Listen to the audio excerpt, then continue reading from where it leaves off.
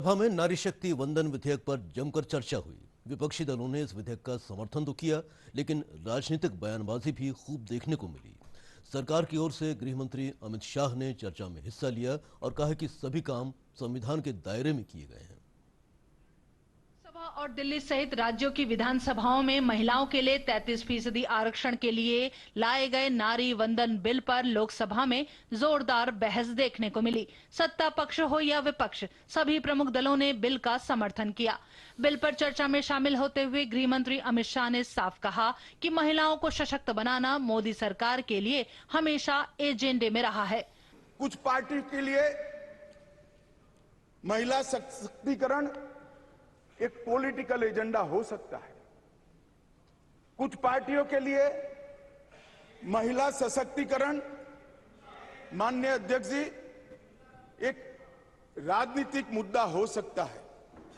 कुछ पार्टियों के लिए महिला सशक्तिकरण का नारा ये चुनाव जीतने का एक हथियार हो सकता है। मेरी पार्टी और मेरे नेता नरेंद्र मोदी जी के लिए महिला सशक्तिकरण राजनीतिक मुद्दा नहीं, मान्यता का सवाल है। अमित शाह ने कहा कि अभी जो मौजूदा कैटेगरी हैं, उन सब में 33% आरक्षण लोकसभा और राज्यों की विधानसभाओं में देने का प्रावधान किया गया है।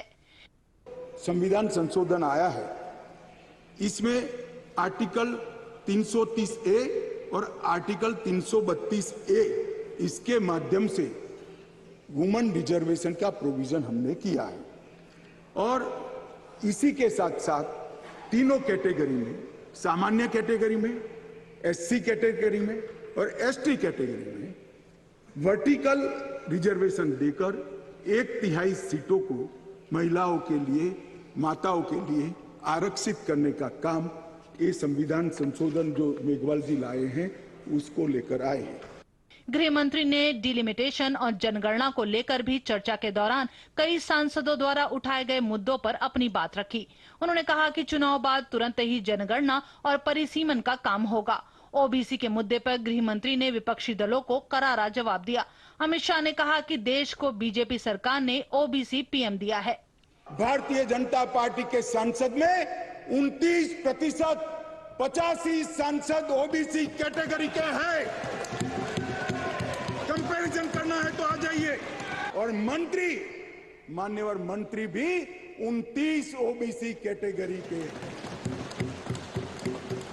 बीजेपी के ओबीसी एमएलए 1358 में से 365 है, 27% है।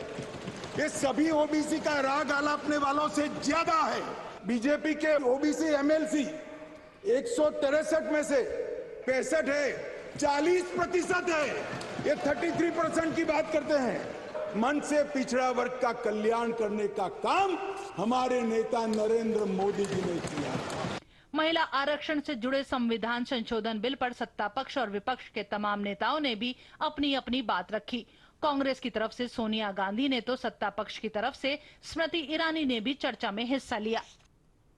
आज की सरकार जब ये अधिनियम लागू होगा, तब के बाद 15 वर्षों तक महिलाओं को रिजर्वेशन गारंटी करती है, मोदी की गारंटी है। लेकिन अगर कांग्रेस पार्टी का प्रस्ताव आप पढ़ें, कांग्रेस का प्रस्ताव था कि 10 साल औरतें मेहनत करें, लेकिन 15वें साल में आपका अधिकार आपसे छीना जाएगा। भारतीय राष्ट्रीय कांग्रेस की तरफ मैं नारी शक्ति वंदन अधिनियम 2023 के समर्थन में खड़ी हुई। अध्यक्ष महोदय, कांग्रेस पार्टी इस बिल का समर्थन करती है। हमें इस बिल के पास होने से खुशी है। 128वां संविधान संशोधन विधेयक जो महिला आरक्षण विधेयक सरकार लेकर आई है, इसकी मैं तहे दिल से सराहना करती हूं। माननीय प्रधानमंत्री जी को इसके लिए आभार व्यक्त करती हूं कि पिछड़ा वर्ग महिला तथा अल्पसंख्यक महिला को भी इसमें सम्मिलित किया जाए, इसमें उनको आरक्षण दिया जाए। सर, लोकसभा और विधानसभा में तो यह बिल लागू होगा, लेकिन हम ये पूछना चाहते हैं कि राज्यसभा और विधान परिषद में भी लागू होगा कि नहीं लागू होगा। बिल पर हुई चर्चा का जवाब केंद्रीय मंत्री अर्जुन मेघवाल ने दिया। उन्होंने चर्चा के दौरान विपक्ष द्वारा उठाए गए कई मुद्दों के जवाब भी दिए। इंटर पार्लियामेंट्री यूनियन के डेटा के अनुसार विश्व भर में नेशनल लेजिस्लेटिव बॉडीज में महिलाओं का औसत प्रतिनिधित्व 24% है, 24%। अभी भारत की लोकसभा में महिलाओं का प्रतिनिधित्व 15.1% है।